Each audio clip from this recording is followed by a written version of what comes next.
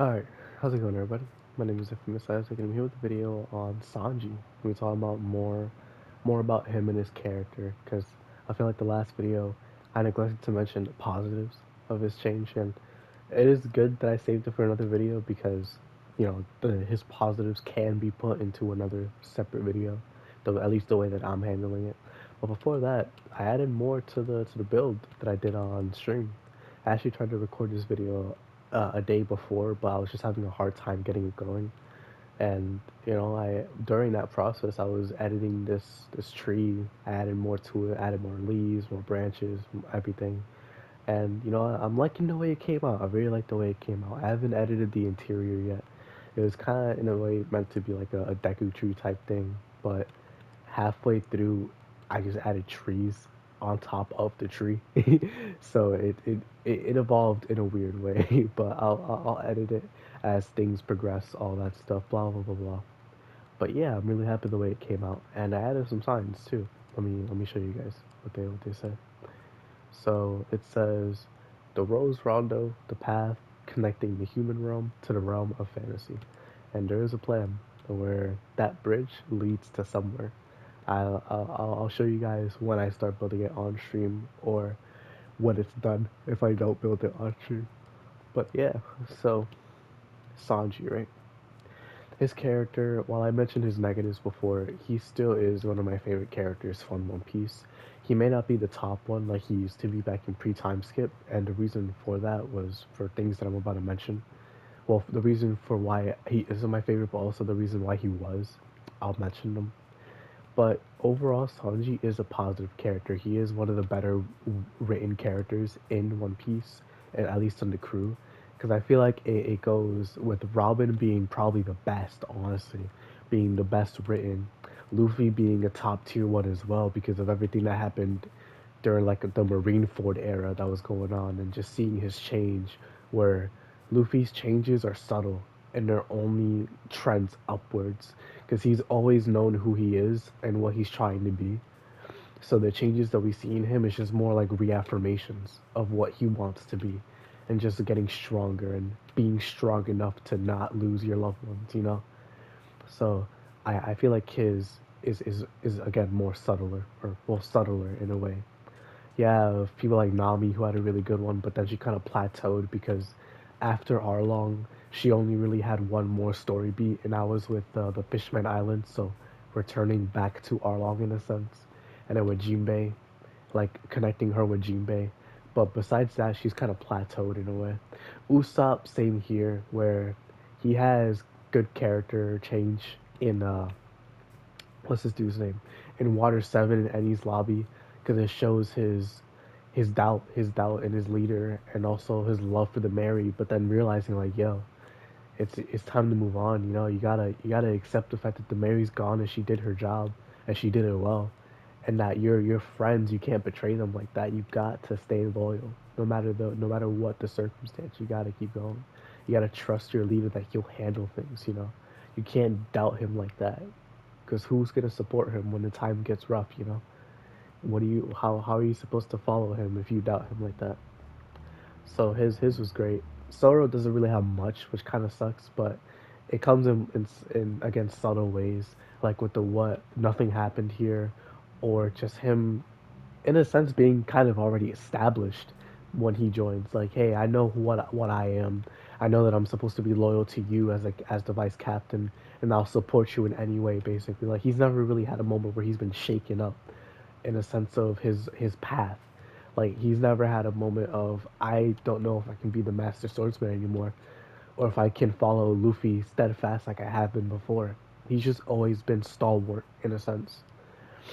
And then Chopper, Frankie, Brooke, all that, blah blah blah. I'm not gonna mention them because I already showed enough examples. Sanji is in not inconsistent, but he's had probably the most besides Ralvin in terms of change. And in Barate, we get introduced to him. We know he's the cook. He's a good guy. He loves women, and he's smart. And that is exemplified in Water Seven and in not Long Ring, Long Island. I forgot what the island's called, but the island before Alabasta, where Mr. Prince happens, the candle stuff. those two incidents show how smart Sanji really is. Like the man really he found out the plot of Alabasta, knew who all or who Crocodile was, all of like 5 episodes. And I saw a short about it. Like, yeah, the man really found that out by himself, bro. And it's so good. Like, it just added more detail and depth to Sanji. How Zoro is the muscle, while Sanji could be the brain in some senses. Before Robin, because this is back when she was Miss Sunday, or Miss All Sunday. I forgot her name, but Sanji has that and did have that for a good while. And then as things progress, when you get to Thriller Bark, where you have Zoro's nothing happened moment, and people don't mention that much, but Sanji was there, and it was a moment for him too, where he kept a secret and he went to go help him. And it was like, it also shows their connection to each other, excuse me, where Zoro and Sanji may hate each other on the surface, but at the end of the day, they are here as Luffy's left and right hands, where they are the ones that have to help them get to the Pirate King position the most. They're the ones that will be his limbs in a sense. So if there's dissonance in a sense, with the limbs, then how is he supposed to climb to the top, right? So they can both unite in that understanding that they both need to work together in certain circumstances, even if they don't like each other. And I feel like that dislike is more like a rivalry and less like actual hatred, because we have moments of them, again cooperating. Besides for Luffy, like in Wano, which I'll get to in a moment, or again in Thriller Bark, you see those moments glaringly, excuse me, in pre-time skip, not as much in post-time skip, because characters are more acting upon their gag traits and less of their character traits. And that's kind of one thing that I have on One Piece, where it's like I don't like it that much in that regard. But that's a discussion for another day. But again, yeah, like as I was mentioning, Thriller Bark has that good moment for Sanji, because it shows that he still cares. He cares for his crew, because these are people that gave him a chance, that helped him out, that he grew with and just learned and developed with, and it's great. It just strengthens the bond that he has with his crew. And then you move past like post time skip, and you get like to the Doflamingo clash where he has, which, while it seems like it's just a cool moment, to me it means it signifies more in the sense of Sanji clashed with a warlord slash a really strong representative of the government, a celestial dragon, no less. Excuse me, this is before that they found out that Doflamingo was a celestial dragon. But in the context of it, like knowing now, like the man did that. He clashed with Doflamingo, a guy that took Luffy to beat fully. He clashed with him, and he probably would have lost. Like Sanji probably would have lost like 20-80, but the man still did it, and he did it for everybody to get away and for Luffy to have a chance. Like it's so cool. It represents, like, again, the limbs of the Pirate King. They have to be ready at any moment.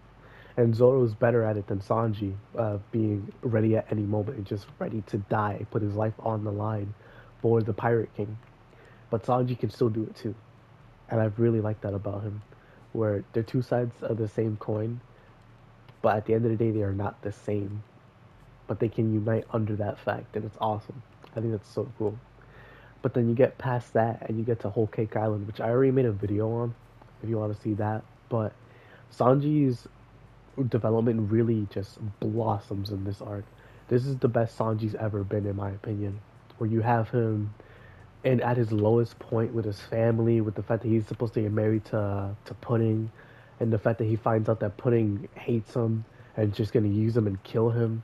The fact that he's gonna leave the crew because Big Mom, she's an enemy towards Luffy, and he's just carrying this weight by himself. And granted, like I mentioned in the video, in the whole Cake Island video, Sanji's going about it in a wrong way, in a bad way, because he's burdening the pain, the burden in a sense.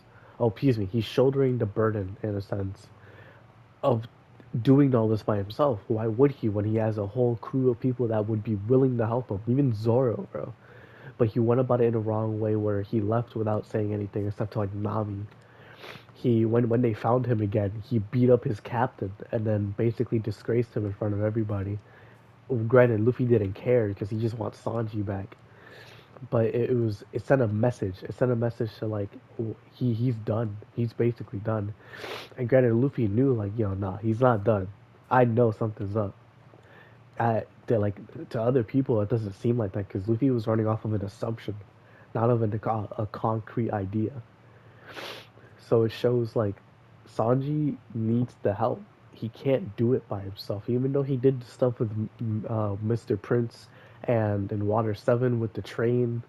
He still can't do everything by himself because this is too much. There's too many factions, too many people, too many pieces at play for him to do everything in this arc by himself. He would have been dead. But luckily, Luffy was there.